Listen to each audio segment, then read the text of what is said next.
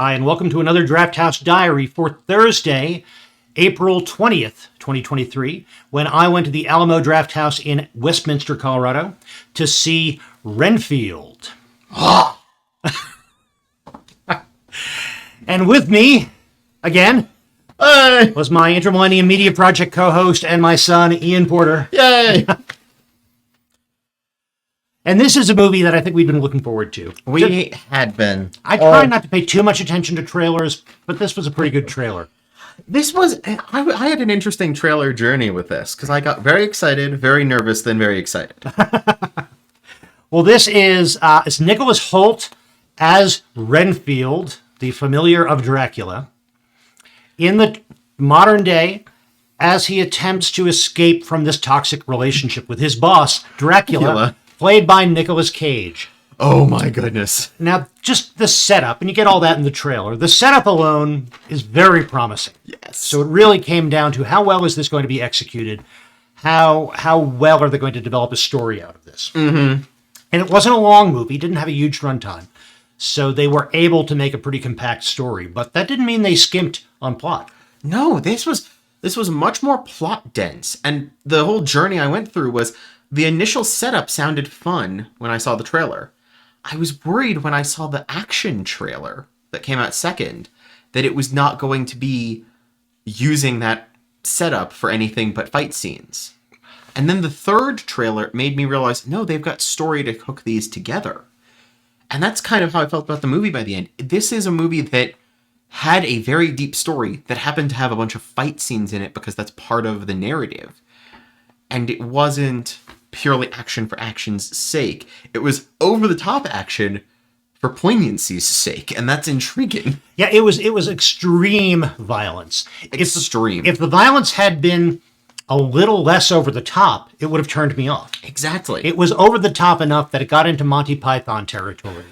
And no arms left. Yes, and that, once it establishes itself as that cartoony, I can deal with it for the sake of the story. It reminded me in a positive way of the Wanted film, of the film Wanted, with its over-the-top action and violence. It's like, it's telling a story, and this is the story, and this is how the world works. Mm-hmm. Now we tell the story in it. Not, oh, isn't the violence fun? No, it's gotta, no, this fight is there because that's how the world works, and this is how a fight is depicted in this. And it's an interesting contrast to the movie we'd seen a week or so before, John Wick. Yes. Which has that very choreographed, very intricate kind of action violence, as opposed to just kind of creative and extreme action violence that Renfield had. Right. And the Renfield movie definitely has a video gaminess where he kind of snaps from enemy to enemy and does an animation of destruction and then moves to the next.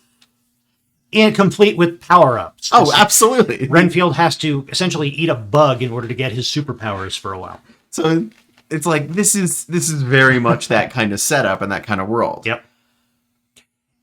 But it weaves that into a story involving gangs and corrupt police, and Awkwafina playing the one uncorrupted cop in New Orleans. Awkwafina did an amazing job in this, I think. She doesn't come in until later in the movie, but she becomes our surrogate character, learning about this, expressing the disbelief and shock at what she's seeing in the way that audience members might. So she's pivotal to this. Absolutely. And Ben Schwartz as the bad guy, the not super competent at first bad guy, not counting Dracula, he lends both elements that drive the plot, but also he lends a lot of humor to this as well. He is good at being able to play both pitiable and showboatingly punchable in equal measure. That's a good description. And then, of course, Nicolas Cage as Dracula. He is being extremely Nicolas Cage and going way over the top, and yet it fits for this character. This movie knows how to use a Nicolas Cage. Yes. Nicolas Cage is like adding cinnamon to a dish. Either you feature cinnamon as the primary flavor, like a cinnamon roll, or the unbelievable weight of massive talent. Yes. Yeah. And you focus on that. Or you know just how much to add to make something richer. And they Nicolas Cage as Dracula that perfectly. And I knew they were going to do that right, and I knew they were going to do the Dracula lore right from the early opening. They did. This is a universal picture, which means that it is not just a movie that happens to include the character of Dracula from Bram Stoker's novel.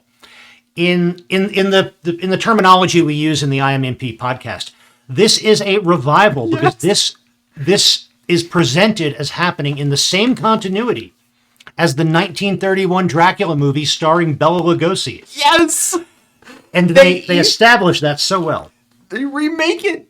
We've got 3 versions of the stair introduction scene. We've got Bela Lugosi, we've got the one from the Spanish version of Dracula, and now we've got Nicolas Cage. It's a trifecta. And they do a great job of doing digital inserts of Nicolas Cage and Nicholas Hoult into those early scenes from the 1931 movie where Renfield, the real estate lawyer, first meets Count Dracula. And it works very well. And seeing those scenes in this movie, Renfield, that helps drive home how long it has been that Renfield has been this familiar of Dracula with an incredibly long life, but no hope of anything beyond serving this evil monster.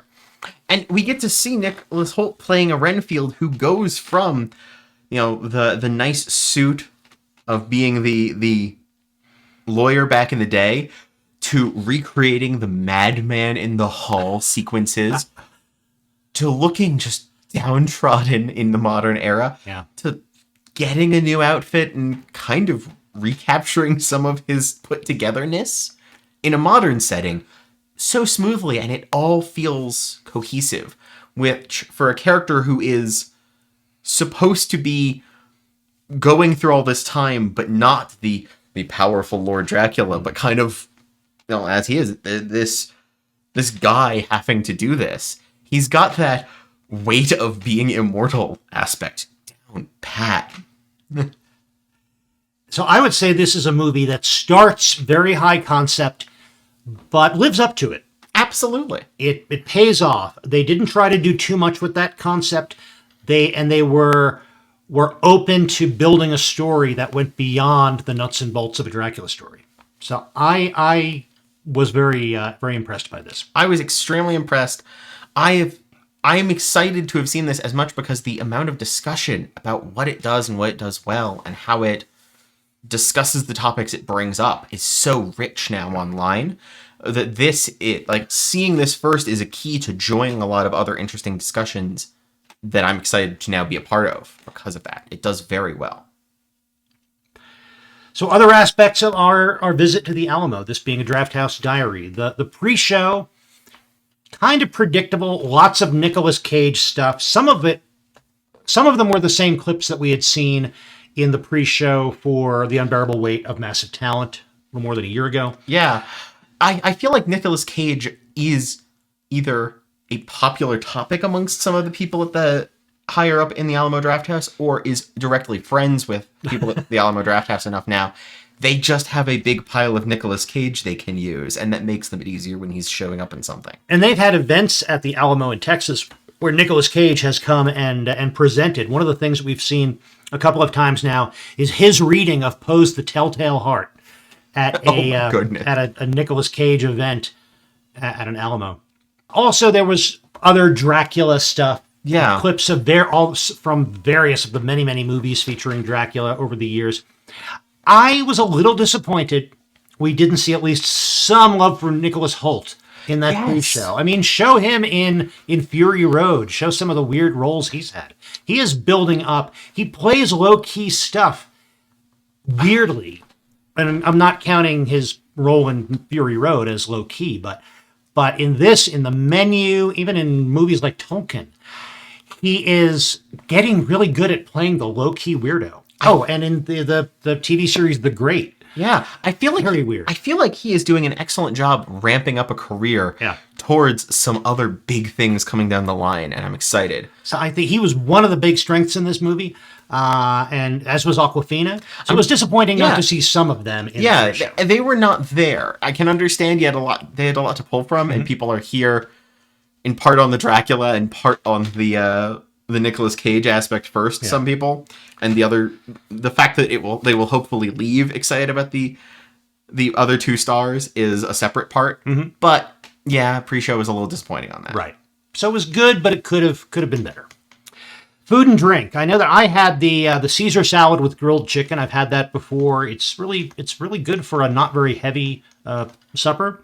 And I also had a strawberry shake, which I'm glad that I ordered early and said I'm going to want a strawberry shake because I arrived a little bit later, and I still had 30 minutes before last call. Oh, at least. At least. It was before the movie began that you were. We were during pre-show. Yeah. And I placed an order for a shake as well. And they came back and told me that they'd already turned off the shake machine and started cleaning that early. Yeah. And I was really surprised. So other things you would have still been able to order, but shakes were now off the table. In the 10, maybe 15 minutes between when I ordered a shake and when you ordered one, they were no longer available. I can understand working a job like this, especially with items that might take longer to clean, things like that. And it was a late show. Late show, I can understand, but I feel like this was a little bit. I mean, it was more than that. It changed in between the time of me being able to place the order with the host and them getting back to the kitchen. They let me place it and then came back and apologized. Now, they did apologize and immediately give a fountain drink on the house. But that's a very different scale of things. Yeah. And I think I then ordered a grasshopper just to have something to sip on during it. And it was nice. Yep. I enjoy one of those. And they make a pretty good one at the Alamo. It's good. But definitely, it felt like there was if not a miscommunication to the guests in terms of maybe stating these things go away at this and then there's a last call for these and making that clear cut so that we as the audience can know, or at very least a communication between your servers and your kitchen a little bit more as to when they're turning off what, because there was confusion to the server on that part, and that's a problem. Yeah, and that's a good tip. If you are at a late night showing at an Alamo, you might want to shake. Order it early, because if it's available at the beginning of your showtime, it might not be available 10 minutes later. Yeah. And I don't think this is the first time I've encountered the shake machine having been turned off. And I definitely know that at the Westminster location specifically, their shake machine was broken and down for a while, for several weeks. So it's back, but we had the timing issue. For all we know that they're doing extra cleaning because they've got it back, but maybe that's where communication. And for a late night movie, it's, coffee and dessert are what I'm going to be looking for at least half the time. I admit Colorado culture does not have as much of the go to a thing after, go to a place purely for dessert as New York as you're used to. But I just think with what you're offering, movies are as much popcorn and candy and soda and snacks in that sense. And the shake aspect fits in with that candy aspect to me. So if they want to be able to say, we do classic movie theater and the food, they're turning off the classic movie theater before they're turning off the food. Right. Despite being movies going on. But that said, the staff was very good. They were very accommodating and very apologetic about the fact that you couldn't get that shake. Yeah, we're giving them a little. We're talking about this, but they were very apologetic and very good customer service about having that happen. So that was excellent. Yeah. So all in all, with a couple of those disappointments notwithstanding, it was still a good visit. It was a good movie. It was, an enjoyable night at the movies. Thank you again for bringing me. You are always glad to have you there. And thank you very much for joining us for this video. We hope you enjoyed it. If you did enjoy it, please consider clicking like down below. And if you want more Drafthouse Diaries in the future, click the subscribe button. But most important, again, thank you for being here. We'll be back with more soon. And in the meantime, enjoy your movies. And when you do, stay till the end of the credits.